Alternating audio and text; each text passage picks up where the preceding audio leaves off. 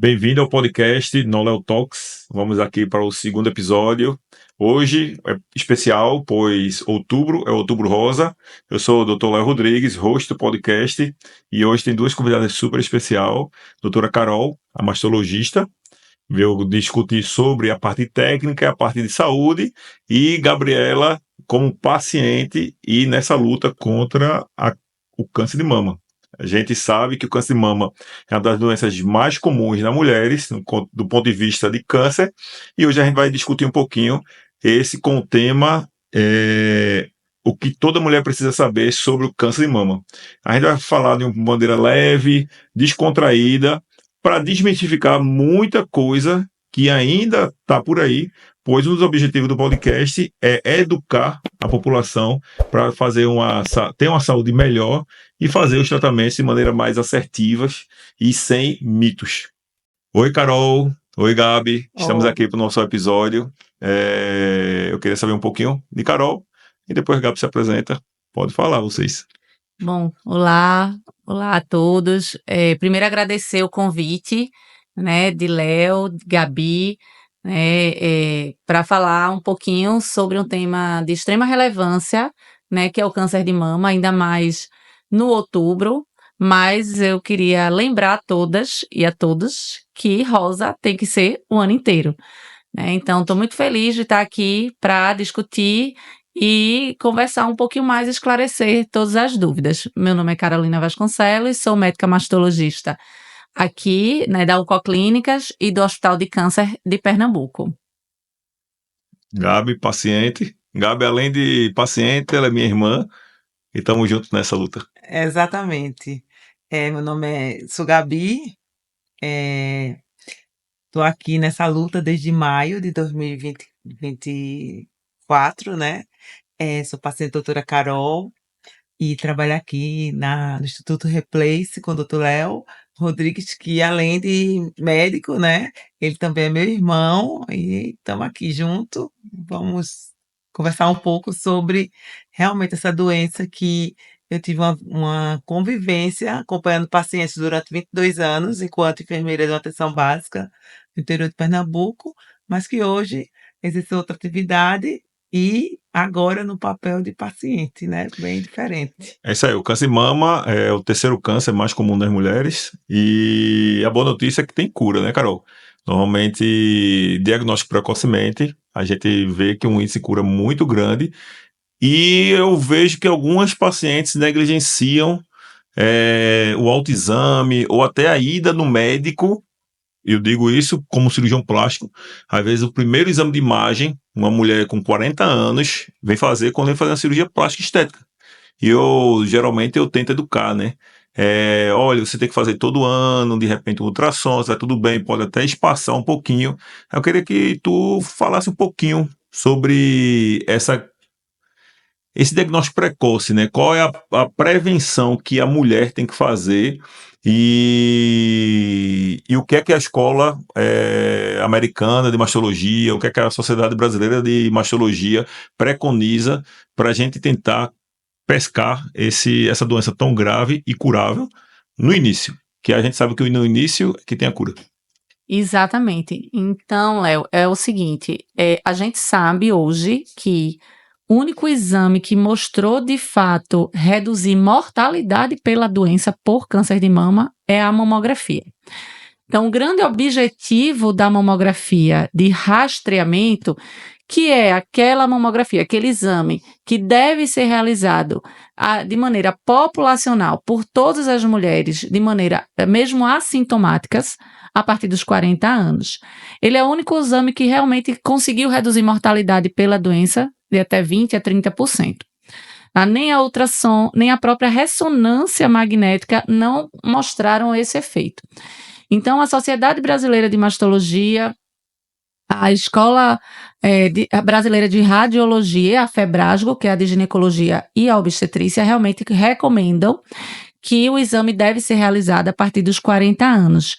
Porém, se a paciente for alto risco, por exemplo, tiver um histórico familiar, um parente de primeiro grau, uma mãe, uma irmã, uma filha que teve o diagnóstico, a gente vai precisar individualizar o início desse rastreamento. Então, às vezes, a gente vai começar antes, normalmente 10 anos antes do caso mais próximo.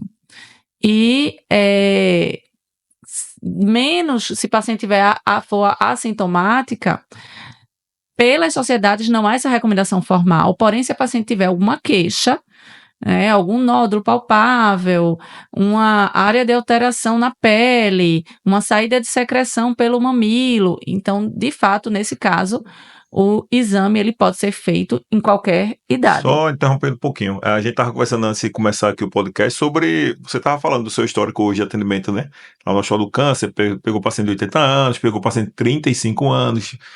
Eu já operei paciente de uma amiga nossa, grande amiga, Denise, com 32 anos, fiz reconstrução dela. E esses casos, quando a paciente é muito jovem, que a gente parece que, não sei, como é uma amostra viciada, né, que a gente trabalha com isso, parece ter aumentado um pouco. E nesses casos, assim, como é que a sociedade pensa na questão de diminuir a régua da idade para mais baixo, ou tem que fazer pelo menos um ultrassom mais precocemente, porque de repente, ou esses casos caem naquele que você estava falando agora, que é individualizado a indicação do exame de imagem por o histórico familiar, genético, essas coisas. Exato. Não há uma recomendação formal de pacientes de risco habitual iniciar o rastreio antes dos 40 anos, visto que a proporção de pacientes com diagnóstico de câncer de mama abaixo dos 30 anos, realmente ela é baixa, né? Na ordem de 5, 10%. Né? A maior parte dos diagnósticos ele é feito realmente em mulheres acima dos 50 anos, porém, de fato, a gente vem percebendo um aumento na incidência dos diagnósticos de câncer de mama nos últimos anos em mulheres numa idade mais jovem.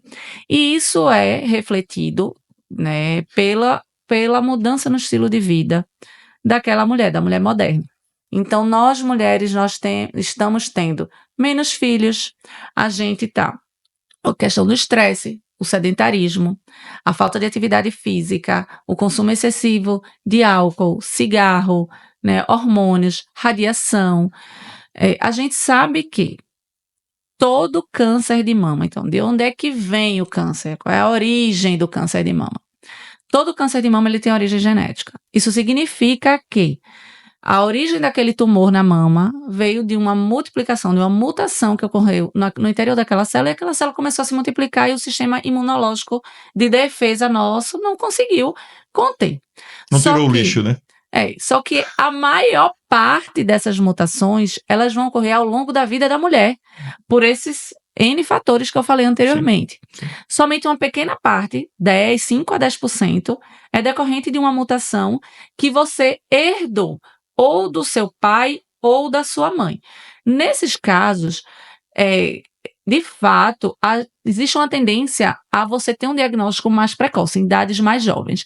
E o diagnóstico de câncer de mama em mulheres mais jovens requer uma atenção especial, porque são tumores, na maioria das vezes, mais agressivos. De multiplicação rápida, essas coisas? Exato. Então, ela vai palpar aquele nódulo muitas vezes. E é por isso que, na maioria das vezes, o diagnóstico ele é clínico, ele é sintomático. Uhum. Não é como é o normal, habitual de pacientes assintomáticos, que você faz um exame de rastreio e detecta impalpável. Uhum. Tá? Então, por isso a importância do autoexame, principalmente nessa faixa etária. Por quê? Para o autoconhecimento da mulher.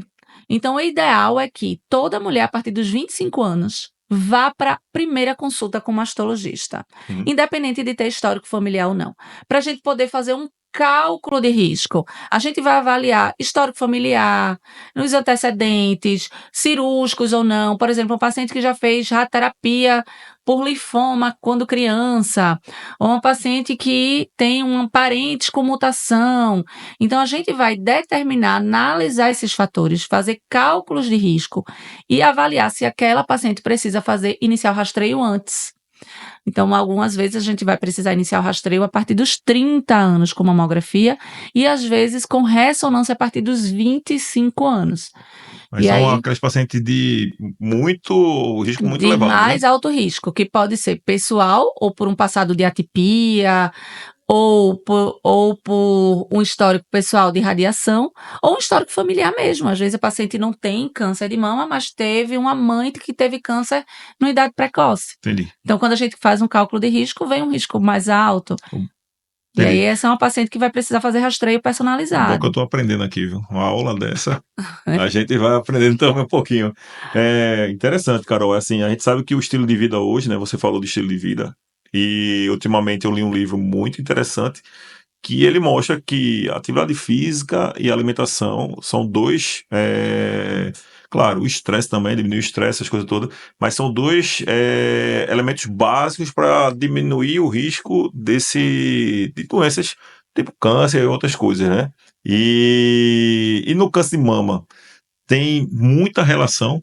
Uma vez eu vi, vou botar coisas que eu vejo na internet e às vezes as pessoas me perguntam, tá, Carol? Eu sou aqui só um porta-voz do povo, né? Pra perguntar coisa. Eu vi que uma pessoa falando que atividade de alta intensidade, né? De alto, como se fosse um HIIT, né? Aquele High Intensity Training, até aumenta o estresse metabólico e a célula do câncer ele não suporta falta de oxigênio. E ele acaba tendo essa prevenção. Não sei se tu tá compreendendo o negócio. Isso tem uma... Você que é uma pessoa cientista, né? Você... Já conversei várias vezes com você em bloco cirúrgico e você é uma pessoa que estuda muito e tá em todo congresso americano, você vai para lá, foi para Boston um dia desse, vai para vários cantos. E o que é que o pessoal fala sobre atividade física e a prevenção do câncer de mama? Depois que tu fala, assim, Gabi, eu vou explorar a Carol aqui. Então, antes de falar disso, a gente tem que falar um pouquinho de prevenção primária e secundária. Certo? Então, o que é prevenção primária? São atitudes que a gente tem que tomar, né? Independente se você teve câncer de mama ou não, para você reduzir o seu risco. Então, são atitudes que, de fato, reduzem o risco de câncer de mama. Que é, principalmente, atividade física, controle de peso. Não existe nenhum estudo específico dizendo essa relação exata. Mas o que a gente sabe é que a maioria dos cânceres de mama, eles são hormônios sensíveis. E as mulheres, principalmente as mulheres pós-menopausadas, os hormônios, eles não são mais produzidos pelos ovários, já que os ovários não funcionam mais. Esses hormônios femininos, eles são produzidos na gordura periférica. Então, quanto maior a circunferência abdominal, mais vai agir os hormônios, mais vai ser produzido esses hormônios femininos, que vai agir na mama, aumentando o risco de câncer de mama. Então, na verdade, a atividade física, ela entra aí para você perder peso, Metabolizar aquela gordura, né? para metabolizar aquela gordura, para poder reduzir a produção desses hormônios femininos. Sim. Certo? Então, a profilaxia primária, ela consegue reduzir em até 40%, 30% a 40%, o risco de desenvolver a doença. Que aí só para eu tentar sintetizar um pouquinho, aí depois pode até continuar, tá? Profilaxia primária é estilo de vida. Isso.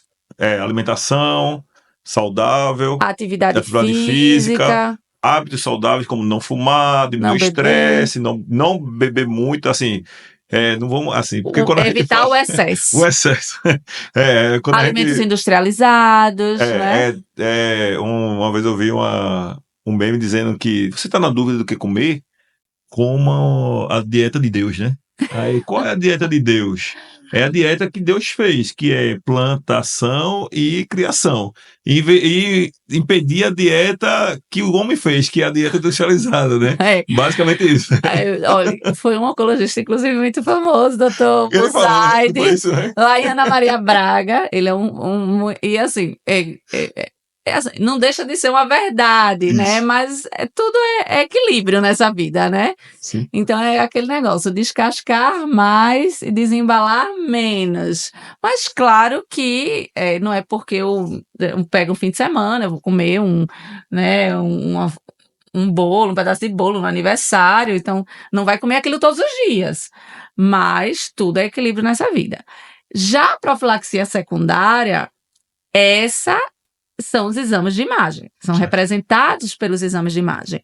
Então, profilaxia secundária, exame de imagem não evita câncer, mas faz com que a gente consiga detectar precocemente, quando só é visto nos exames de imagem, quando não é sentido nem pela paciente, nem pelo examinador, nem pelo médico, ginecologista, ou mastologista, ou clínico. Então, esse é o grande objetivo dos exames de imagem. E aí, quando eu estou falando de exame de imagem de rastreio, eu estou falando de mamografia. Por quê?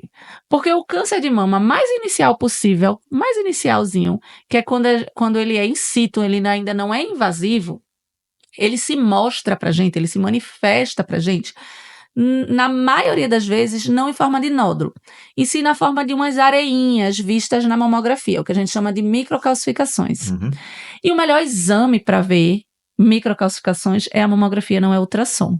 É por isso que o exame de rastreio é mamografia. Entendi. E não ultrassom. A ultrassom, ela entra complementar a mamografia, principalmente em mamas que a gente chama densas. A mama mais dura, né? Isso, porque a mama ela tem glândula Isso. e ela tem gordura, né? Quanto mais glândula ela tiver, mais densa ela é. Então, na mamografia, de fato, vai perder um pouco a acurácia do exame.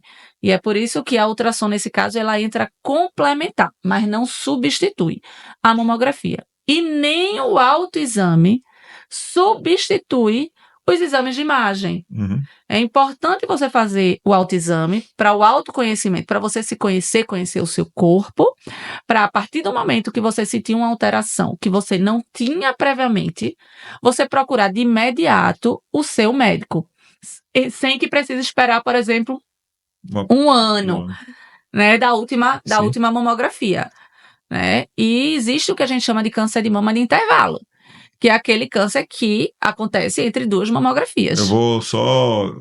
Gabi tá se coçando de falar, porque o dela foi basicamente assim, né? Ela disse que era a neurótica do autoexame de mama e chegou pra mim aqui.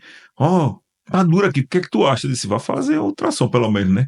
Tem uma prótese de mama, faz ultrassom pra gente ver. E aí, conta a tua história pra gente saber, Gabi. Como é que foi, assim, a tua jornada, né? Do iniciozinho. Já que a Carol falou aí da prevenção primária, prevenção secundária, né? E aí ela falou do autoexame de mama. Você tem 49 anos, então já é aquele grupo que, teoricamente, a mamografia já vai ter um diagnóstico, né, precoce. Mas você contou para mim que era neurótica e, de repente, viu nódulo. Então, eu já tinha tido 2 episódios, né, de nódulos antes dos 40. Então, assim, com isso, na segunda vez que eu retirei nódulos, que eu tinha o quê? 35 anos, o médico disse: "Isso não vai mais aparecer, mas se porventura você tiver um nódulo, corra, porque pode ser um câncer". Então, assim, dali eu comecei aquela preocupação de sempre anualmente fazer ultrassom, né, e depois de 40 anos começar a fazer mamografia e tal. E com a mastopexia, né, que a gente colocou prótese, eu fiquei mais, atenciosa, né. Então eu realmente tinha esse hábito de fazer o autoexame de mama, até porque eu trabalhava com prevenção de mama e teve um período, assim, que foram muitas pessoas próximas, que eram pacientes e também amigas, que tiveram câncer de mama, e a gente começa com aquilo, né. Todo mês tá fazendo o autoexame.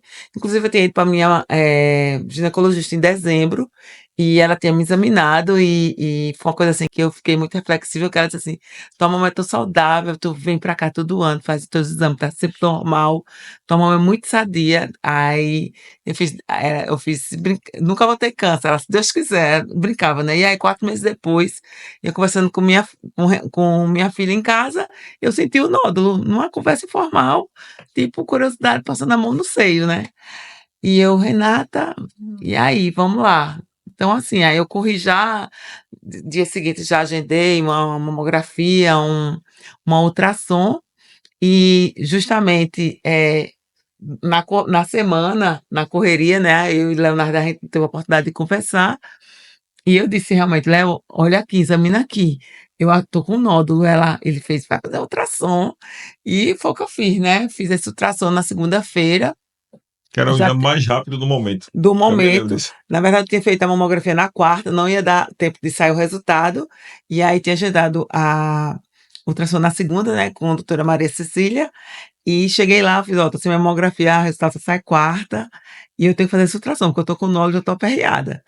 E realmente, de fato, ela viu uma estrutura muito estranha e já perguntou se eu podia entrar em contato com você, Carol, que sabia que você estaria lá no HCP na segunda-feira, e eu: "Vamos nessa", né. Então, assim, eu meio que saí lá do consultório, já que eu já tinha visto tantos resultados na vida, né, meio que naquela quase certeza, eu acho que eu tô com câncer de mama. Então eu acho que eu já cheguei com com aquele pensamento de: "Vamos esperar tudo ou nada", entendeu. Eu acho que isso terminou que me Só preparou um uma curiosidade pouco. aqui. Existe porque no mês a mulher tem as fases hormonais, né? Existe período para fazer o autoexame de mama ou qualquer período pode fazer? Essa é uma pergunta muito relevante, né? Se a paciente menstrua ainda, o ideal é que você faça 1 a 2 semanas após o término do período menstrual, porque aí a mama já não está mais com aquele edema, aquele inchaço. Uhum.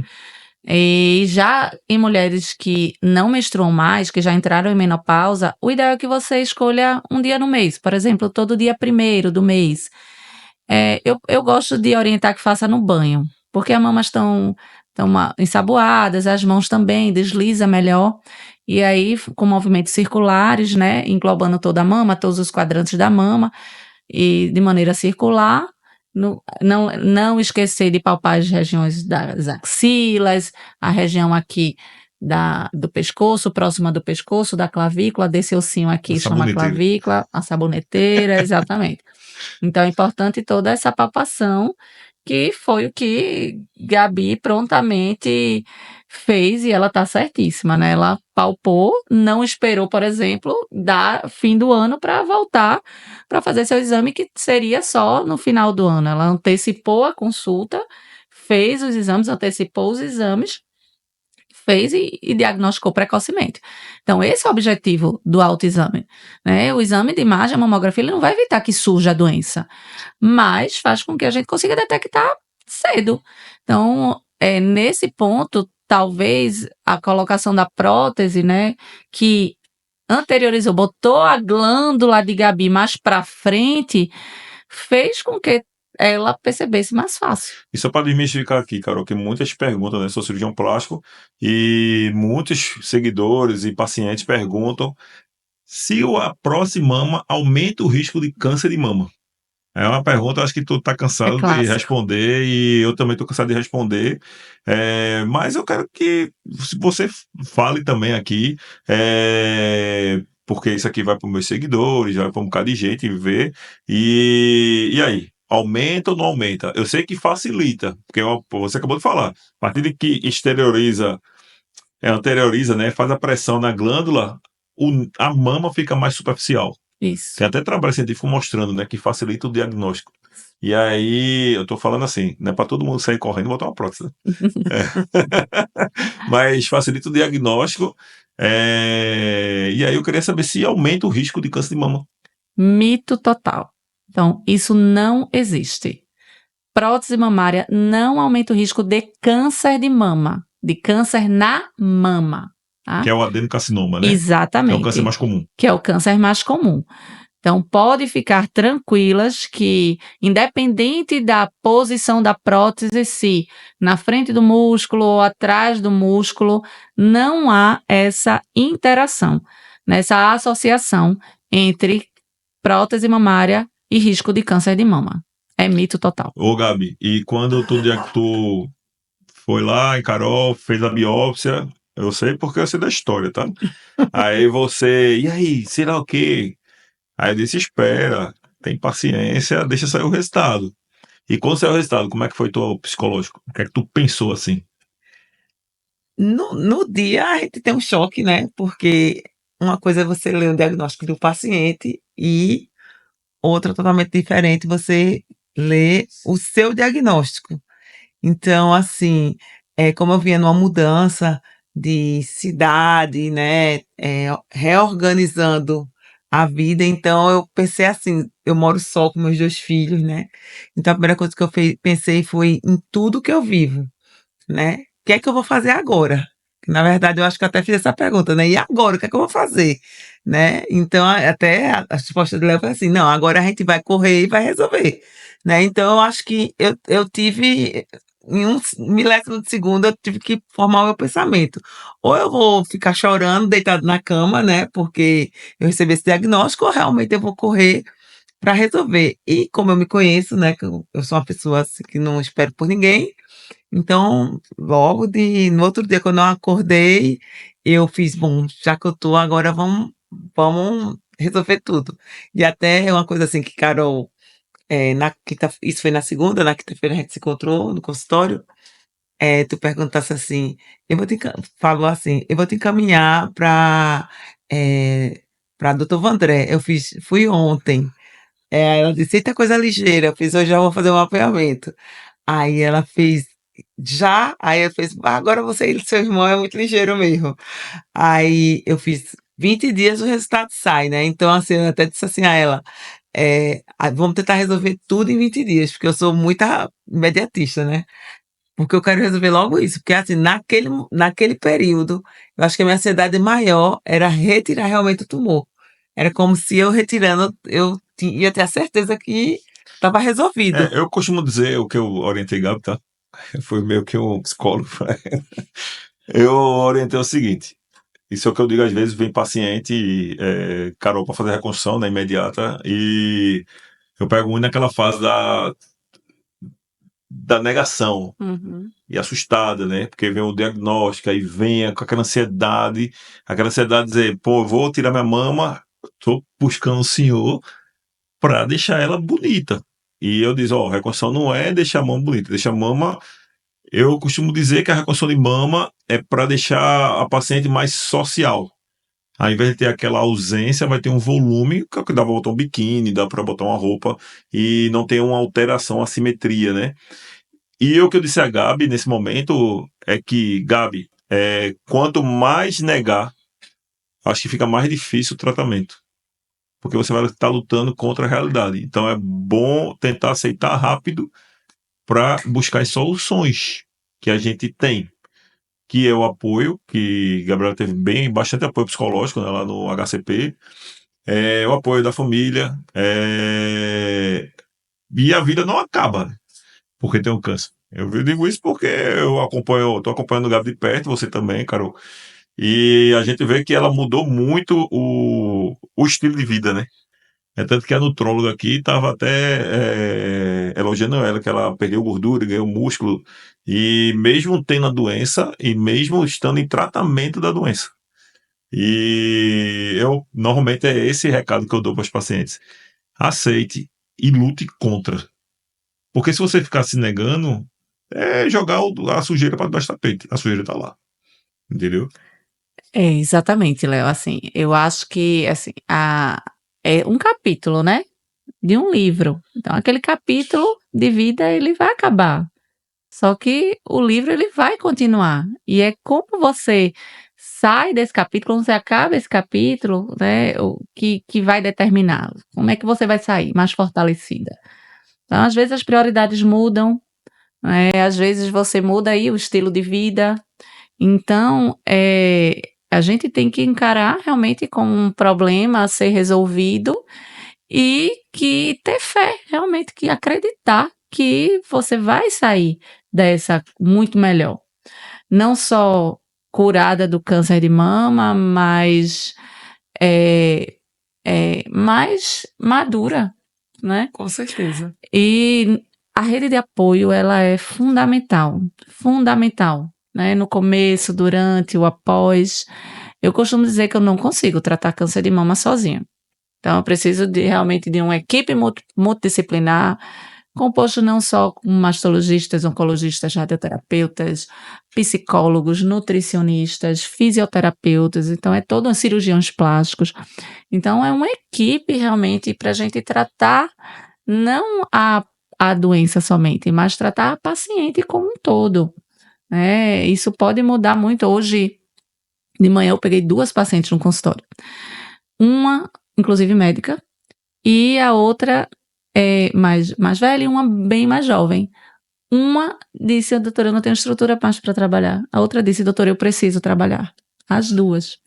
Então, cada um sabe, né, onde realmente toca, até onde consegue manter.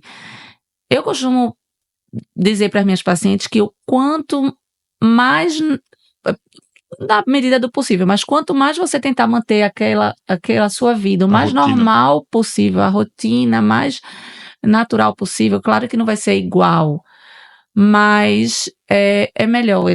Você passa por toda essa situação mais leve. E eu acho, Gabi, que você é um exemplo. Realmente é um exemplo a ser dado e a ser passado. Eu acho que é extremamente importante que as pessoas ouçam seu depoimento, porque existem inúmeros estudos já que mostram que a atividade física, ela reduz a recorrência de doença, ela aumenta as chances de cura, ela diminui os efeitos colaterais do tratamento. Então, isso de que, porque eu estou fazendo químio, eu não posso fazer exercício, eu não posso me movimentar, isso é completamente errado. Muito pelo contrário. Aí é que ela precisa, aí é que aquela paciente precisa fazer atividade física, precisa ter um estilo de vida saudável para passar por todo esse processo com menos efeitos colaterais e de maneira mais leve possível, né? Que isso é o que a gente quer, isso é o que a gente busca, o bem-estar da paciente. O tratamento, ele não pode ser pior do que a doença. Isso. Né? Então, a gente tem que cuidar da paciente como um todo para que ela se sinta bem, não só do ponto de vista físico, mas do ponto de vista psicológico, mental, social, né? Para depois ela poder se reintegrar. Tu falou aí do trabalho aí, né, da atividade física, colocaram aqui na minha fila, né, que tem um trabalho da Universidade de Duke, nos Estados Unidos, que o exercício físico retarda o crescimento do tumor. Porque aumenta a quantidade de sangue que chega ao redor ali, com mais oxigênio, parece mais um contrassenso, né?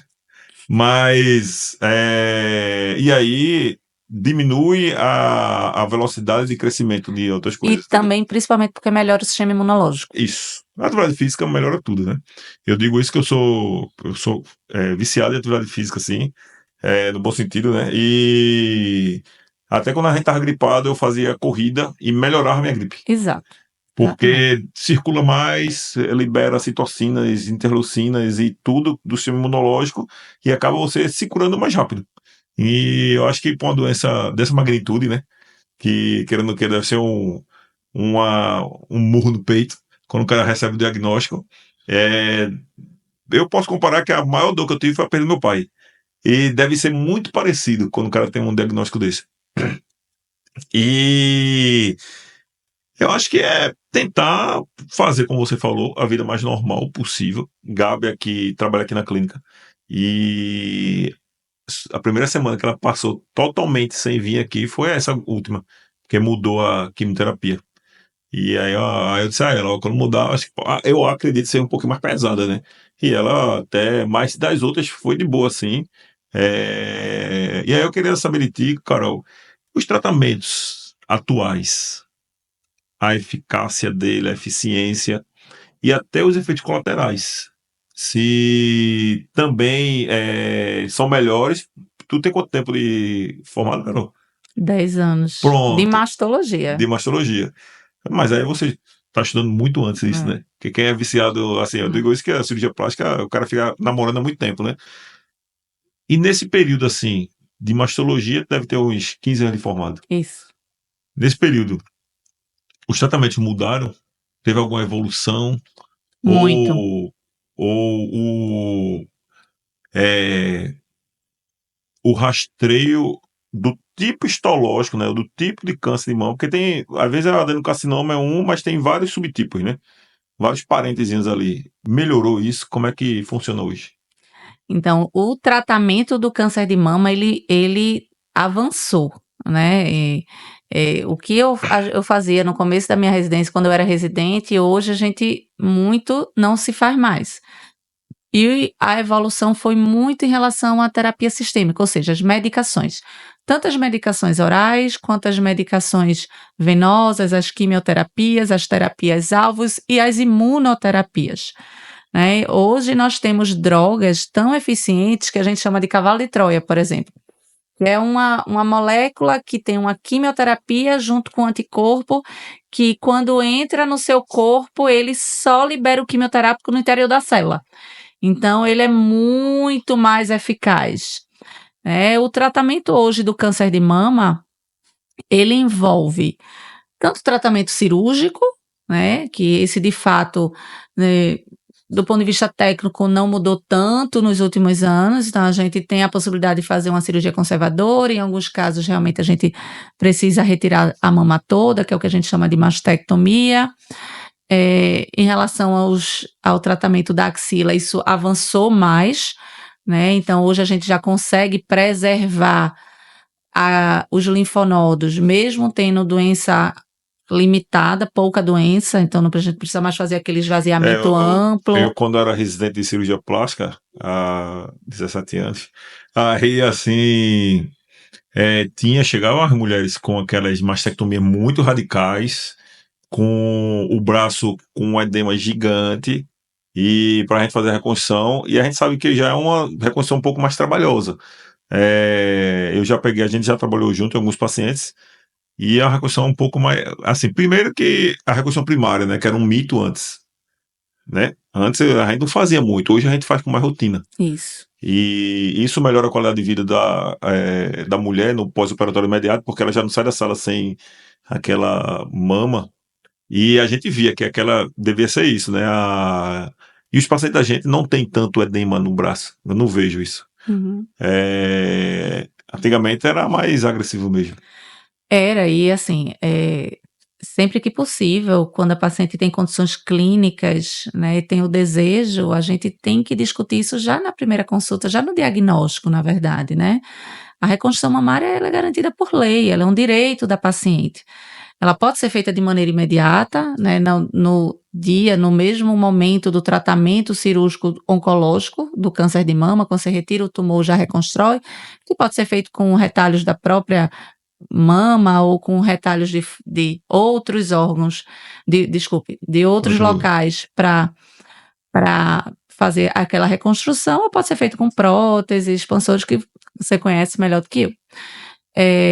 Mas é importante que a gente converse com a paciente, pergunte os anseios, os desejos, discuta as complicações e hoje não existe mais tanto esse tabu. Então, hoje a gente faz muito mais reconstrução imediata do que na minha época mesmo de residência. Que não faz nem tanto tempo. Que não faz nem tanto tempo assim, mas assim, a gente conseguiu, né, tantos estudos mostraram a segurança, tivemos mais estudos, né, mais fidedignos mostrando a segurança oncológica na reconstrução imediata ou tardia, e isso reflete diretamente na qualidade de vida daquela paciente, né, no bem-estar daquela paciente, que, como você bem falou, ela já sai muitas vezes com a mama, às vezes até mais bonita do que entrou, mas, novamente, como você também citou, não é uma plástica, é uma cirurgia reparadora. Que é diferente, né? Que é diferente.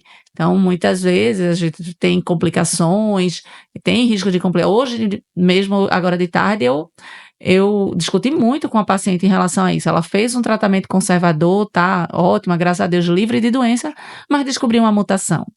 né? E é uma mama irradiada. Então, a gente sabe que é uma paciente que tem um potencial maior de risco de complicações, e isso a gente precisa discutir muito bem junto com a paciente, né? Para ela saber de todos os pós e os contras, né? É uma paciente que, de fato, a gente vai precisar refazer a mastectomia profilática. Ô, Carol, tu tem a estatística assim, eu sei que você tem, né, claro, né? Mas a estatística de, tipo, diagnosticar precoce, a chance de cura, porque existe o estadiamento, né? Tem a doença precoce e tem o estádio 1, 2, 3 e... Uhum.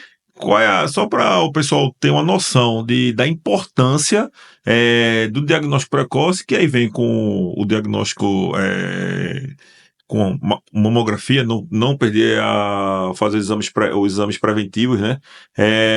Só para o pessoal ter uma noção da estatística de cura de uma paciente com diagnóstico precoce e quando vem com estágio mais ou menos moderado, assim, vamos botar assim, no meio e no final, já. Então, quando você tem uma detecção precoce no câncer de mama, que a gente fala estádio 1, que é aquele que o tumor tem menos de 2 centímetros, é só local, não já invadiu outros órgãos, ou nem mesmo essas ínguas, né, que a gente chama linfonodos, na região da axila, você tem mais de 95% de chance de cura. 95, viu? Claro que, né, existem outros fatores associados, como o subtipo, como você bem citou, né? A gente tem, eu costumo dizer que o câncer de mama ele tem nome e sobrenome, né? Então, o nome vem com o resultado anatomopatológico, mas a gente precisa saber o subtipo dele. Então, tem subtipos mais agressivos, tem subtipos menos agressivos. Então, a depender do estadiamento e da agressividade da biologia daquele tumor, o prognóstico vai ser melhor ou menor, ou pior. De maneira geral, quando você detecta de maneira muito precoce, realmente você tem essa taxa aí super alta de mais de 95% de chance. Já quando você detecta, por exemplo, num estadio mais avançado, né, uma lesão já palpável, maior que 5 centímetros, uma axila já com linfonodos já comprometidos pela doença, principalmente se for de uma biologia tumoral mais agressiva, né, um tumor mais agressivo, realmente o prognóstico é mais reservado, ainda tem chance de cura sim, se nos exames não mostrarem metástase em outros órgãos, como fígado, pulmão, ossos, enfim, mas pode baixar e cair para 50%, né, de taxa de cura, 60%. Mesmo assim ainda é alta, né? Sim, Entendeu? ainda assim. Então assim, não é para o cara desistir, né? De jeito nenhum, maneira nenhuma, muito pelo contrário, né? Hoje, cada vez mais os tratamentos estão mais eficazes e as chances de cura da doença estão cada vez maiores. Você falou aí uma coisa interessante. Eu operei há mais ou menos um mês, 45 dias, uma paciente doutora Lei. E, na verdade, assim, já é um câncer metastático que está em controle, que ela tem metástase de pulmão, está em controle, e o sonho dela era reduzir a mama. E eu fiquei, caramba, vou reduzir a mama. Porque, assim, aquele negócio, eu conversei com a Lei, pedi para o parecer do oncologista, liberou para cirurgia e fui realizar o desejo dela, que é reduzir a mama. E era ótima, tava ótimo o paciente assim, eu disse, caramba, bicho, impressionante como avançou a terapêutica, né? Sim. Os tratamentos avançaram muito. E aí, para avançar o tratamento, perguntar aqui a Gabi, é uma coisa... Porque a gente sabe, né? Vai começar a fazer quimioterapia, aí vai ter as consequências da quimioterapia, e uma coisa que mulher adora é o cabelo, né? Entendeu? E vocês estavam conversando aqui no começo, e é uma coisa que impacta muito, né? Eu digo isso que tem uma conhecida nossa que falou muito disso, do cabelo. E qual foi teu sentimento, Gabi? Quando começou a cair, que demorou... Eu estava aqui, a gente viu que demorou a começar. A cair. E o teu Demorou. sentimento aí? Então, né, eu tinha uma relação muito íntima com o meu cabelo, porque eu tive um cabelo curto muito tempo. E, de repente, eu queria ver meus cabelos grandes. E aí eu passei 3 anos lá sem cortar o cabelo, tudinho. E mais ou menos em abril, minha cabeleireira deixou ele do jeito que eu queria. E aí, em maio, o diagnóstico. A primeira coisa que eu fiz no meu cabelo. Estaca zero. Brincadeira à parte. Zeríssimo, né? Estaca zeríssima.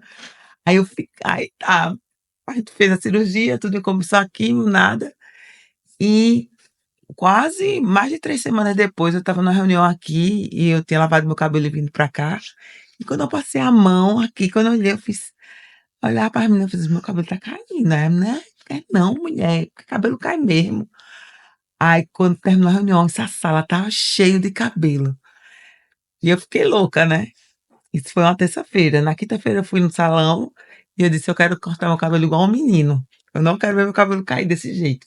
Porque no outro dia quando eu passei a escova em casa, era aquele monte de cabelo, eu tirava foto de tudo. E eu já estava ficando louca, né, quando eu penteava era um monte. Assim, na quinta-feira eu Parece cheguei Michael lá James e quando tá trocando pelo. cortei meu cabelo bem curtinho, bem menininho, e aí tipo, deu uma aliviada, assim, você não vê, né. Você foi se preparando pra Fui não me ter nada. preparando e até na semana seguinte eu fui na minha terapia, né, todo mundo assim: "Mulher, não liga pra isso não, isso é uma besteira". Eu hoje digo que perder o cabelo não é uma besteira. De jeito nenhum. Porque, hoje eu sei a importância do cabelo realmente para a mulher, é uma coisa muito íntima. Eu até digo assim, se eu voltasse um dia a trabalhar com mulheres, eu jamais ia dizer: "Não ligue que seu cabelo vai crescer não, ai tem que ligar sim". E aí eu fiz essa terapia, foi 1 hora de terapia só falando do cabelo. E eu dizendo assim: "Eu tenho que me preparar para realmente quando eu ficar sem cabelo". E Leonardo sempre dizia assim: "Por que tu não passa a máquina?". Eu nunca tive coragem de passar a máquina, né, nesse momento eu disse: "Não, não tenho coragem de sentar", porque eu lembrava aquelas novelas, né, o povo cortando os cabelos, chorando, eu: "Não vou passar por isso". Mas aí chegou uma hora que realmente a aparência dele, muito ralo, né, ela passou a me incomodar, e eu comecei a usar um lenço, fui pra um almoço, aí tem um lenço assim e tal, e gostei, e tem 15 dias que eu fui no salão e eu disse: "Verinha, passa aí a máquina que eu não quero mais esses cabelos não, porque eu já tô feia com eles". Aí ela fez: "Agora", aí tirei, né. E passei a ver que era o medo de perder o cabelo, impedia que eu enxergasse a beleza de usar até o lenço. Porque, assim, eu não me via de peruca, quando eu tô lá na quimioterapia, que eu vejo aquelas mulheres de peruca, eu não julgo, mas Até assim tivesse uma proposta, né, pra receber uma. até eu recebi, né, uma pessoa perguntou se tinha uma peruca de cabelo humano, se eu queria, né, mas eu fiz: "É, traga". Mas assim, eu ficava pensando se realmente eu ia usar aquilo, né, e, eh, eu comecei a usar o lenço, e eu digo que hoje eu tenho cabelo de pano, né. E todo mundo eu gostei quando eu vi a imagem com o lenço, tanto que eu tenho muitos lenços, e minhas amigas me deram muitos presentes, assim, lenço, toda cor, todo jeito lá em casa. E eu recebo até vídeo do Instagram, né, como usar o lenço com boneca, não sei o quê, aquela história toda. E, eh eu passei a aceitar essa fase, porque eu acredito muito, eu já tive, infinitas fases na minha vida, né, porque eu passei 25 anos fora do meu ambiente familiar, né, eu me formei em 2001, fui para o sertão e aí retornei em 2022, quer dizer, 21 anos depois. Então, assim, muitas fases da minha vida, terminou que meus irmãos, minha família, não viveram comigo, né. Por exemplo, quando eu já fui obesa, aí decidi em 2018 emagrecer. E quando eu cheguei aqui no final do ano, o Leonardo olhou assim, ele: "Poxa, Gabi, tinha perdido 23 quilos", né. Então, isso foi uma fase muito importante, que até durante o diagnóstico, né, me fez parar, porque desde que eu cheguei em Recife eu fiquei meio que, perdida, assim. Eu entrei em várias academias, procurei várias modalidades, não me encontrava, na verdade. Eu me reencontrei fisicamente, eh, numa aula experimental de pilates, que hoje eu faço parte desse estúdio, né. E aí despertou realmente começar a emagrecer, e com o diagnóstico, né, quando você disse assim: "É bom você emagrecer, porque quando você chegar na oncologia, doutor Marcelo vai brigar com você se você estiver gordinha", né. E aí realmente, me veio uma reflexão desse ano que eu vivi, 2018, que foi um ano muito intenso na minha vida, e eu fiquei viciada em atividade física por 5 anos, né, e de repente eu zerei e retornei agora, né? Então, assim, eu penso o seguinte, que se eu venci todas aquelas barreiras em 2018, de sempre a gente coloca desculpa no emagrecimento, na mudança de estilo de vida, naquilo tudo, né? Se eu superei tudo aquilo e eu venci, eu acredito muito que o que eu vivo hoje vai ter o mesmo resultado. Então eu digo assim, que vai ter um resultado vitorioso, porque se eu venci tantas mudanças, por que não vencer mais uma mudança, né? Então, assim, foi uma fase que eu passei realmente a olhar para mim. É como o Léo disse, você tem que pensar em você. Não só o Léo, como as pessoas que andam comigo, né? Que se preocupam comigo. Você tem que parar e deixar de pensar em você em você, porque eu sempre pensei em todo mundo e no final das contas a gente deixar de pensar mais em mim, né? E e aí eu acho que eu terminei resgatando tudo aquilo que, de repente, quando eu cheguei aqui, eu deixei de lado, porque eu achava que tinha outras coisas mais importantes. Então, hoje eu pratico atividade física, 4 vezes na semana.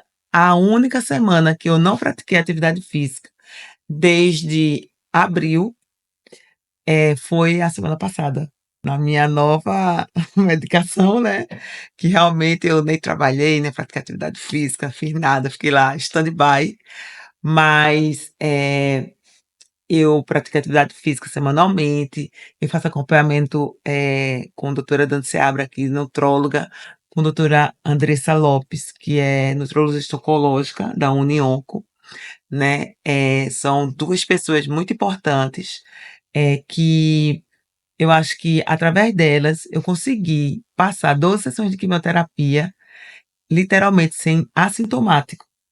Eu nunca tive nenhum sintoma indesejado, né, nas 2 sessões de Taxol, né. Tanto que segunda-feira, a oncologista que me atendeu, ela disse assim: "Provavelmente você vai ter sintomas leves". E realmente eu tive muito enjoo, mas foi 1 dia e meio. 2 dias eu já estava assim, eh muito bem, né, na sexta-feira eu já estava sem nenhum sintoma, né, e aí decidi até ir para o sertão lá voltar, porque minha personal foi a primeira aluna dela, ela me convidou para participar da caminhada Outubro Rosa lá do município, e que teve meu nome, né, então assim, eu achei muito importante eu não deixar passar essa oportunidade, né, e essa caminhada eu acho que teve mais de 50 mulheres, eram pessoas que durante esses 5 anos de atividade física tiveram convivência comigo, né, e que foi um reencontro, assim, magnífico, assim, porque eu fui a aluna que teve o maior resultado do programa dela de emagrecimento no ano de 2018, né, e que através do meu resultado, hoje muitas mulheres emagreceram, porque sempre falaram no direct para mim e para ela que eu tinha sido a inspiração. E hoje, né, de ontem para hoje, eu recebi já muitas mensagens falando dessa minha nova fase. Mulher, eh, tu és uma inspiração, É realmente tu quase é uma um grande sertaneja, né? um exemplo, né, dizer que tu é uma mulher foda, não sei o quê, aquela história toda, que, te ver, te encontrar, realmente é a certeza que a gente pode tudo, né. Então eu acho que a força do pensamento faz, a minha vida ser praticamente normal, né. Eu digo que hoje eu opero é no 95% de vida normal, né. É uma fase difícil, em que sentido? Hoje para mim, eh, eu me procuro muito me restringir a lugares que possam causar algum risco à minha saúde. Então realmente é uma fase que eu não vou para restaurante, eu não vou para Assim, social, minha vida social ela lugares tá assim que você pode pegar uma doença infecciosa, né? infecciosa, né, Uma en gripe mais uma forte, gripe alguma mais coisa assim. forte, uma coisa, né, às vezes as pessoas fazem: "Vamos sair pra gente comer não sei o quê", eu fiz: "Ó, porque agora no momento, realmente tá difícil, chamar pra ir pra uma festa", eu fiz: "Olha, Mas não me lembra que chame é pra passageiro, né? Sim. né, numa Daqui a pouco isso vai festa", né, acabar.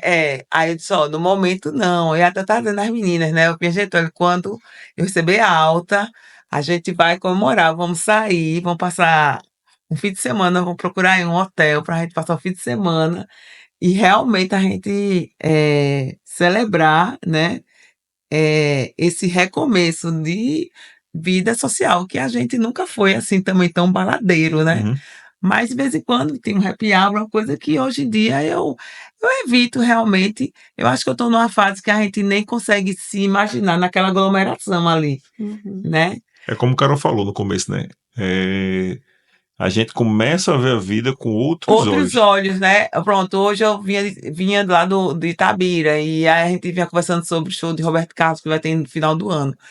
Aí eu e meu amigo, né, que vinha dirigindo, ele dizia assim: Eita, mas vai ser bom. E aí começou assim, a viajar naquela questão do show, né?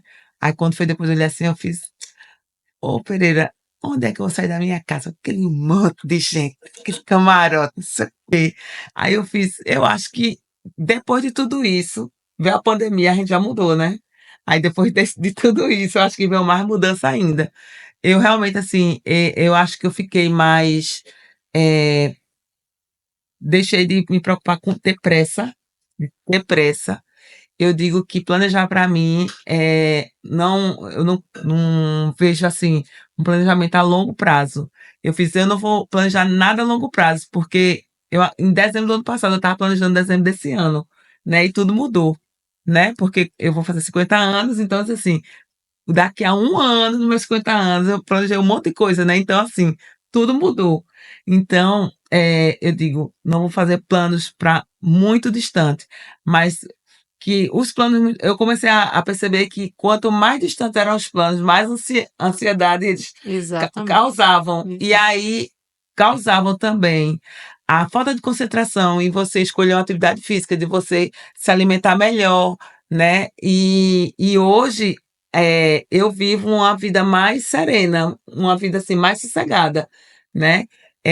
A gente tá mais caseiro, eu e meus filhos, a gente fica mais dentro de casa, porque a partir do momento que eu soube também que eu contei a eles, né? Eles passaram a ficar até a mudança não foi só comigo, foi com eles também, né? Eles passaram a ter mais, se sentir mais importante, ter mais importância com o outro, comigo. A gente estava numa fase que a vinda deles para Recife, né? Eles se criaram no sertão, então eles queriam estar em todo canto. Hoje em dia eles não é mais assim, né? Se preocupa em ter minha companhia, essas coisas. Então, assim, às vezes a gente passa o fim de semana dentro de casa, quando a gente percebe, chegou o domingo e a gente fez um monte de coisa e não saiu de casa. E tá lá, zen, De boa. né? De boa. O máximo que a gente vai lá, todo sábado eu caminho na Jaqueira, então eu vou dar minhas voltas, João Neto, a gente vai comigo, né?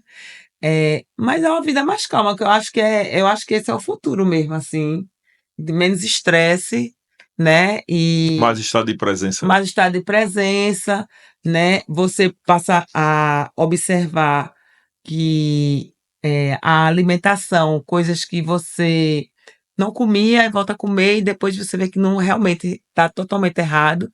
Impactou, inclusive, nas crianças que eh, Renata demonstrou interesse em vir para Dani, veio para Dani, né?